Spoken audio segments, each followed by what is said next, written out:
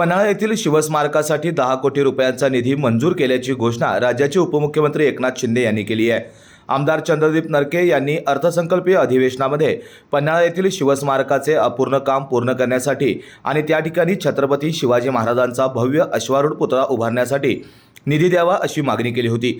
या पार्श्वभूमीवर महाराष्ट्राचे उपमुख्यमंत्री एकनाथ शिंदे यांच्या दालनात बैठक पार पडली। या बैठकीत एकनाथ शिंदे यांनी शिवस्मारकासाठी तातडीने 10 कोटी रुपयांचा निधी देण्याचे आदेश दिले। तसा शासकीय आदेश आमदार चंद्रदीप नरके यांच्याकडे सुपूर्द करण्यात आला। या तातडीच्या निर्णयामुळे उपमुख्यमंत्री एकनाथ शिंदे यांच्या कार्यतत्परतेचे दर्शन पुन्हा एकदा कोल्हापूरवासियांना झाले। या निर्णयाचे शिवप्रेमींनी स्वागत केले।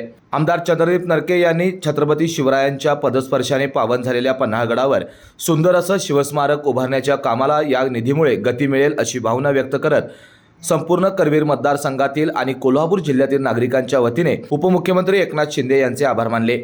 या बैठकीला उपमुख्यमंत्री एकनाथ शिंदे, कोल्हापूरचे पालकमंत्री प्रकाश आबिटकर, राज्य नियोजन मंडळाचे कार्यकारी अध्यक्ष आमदार राजेश क्षीरसागर, नगरविकास विभागाचे अप्पर सचिव OP गुप्ता आणि प्रधान सचिव गोविंदराज उपस्थित होते।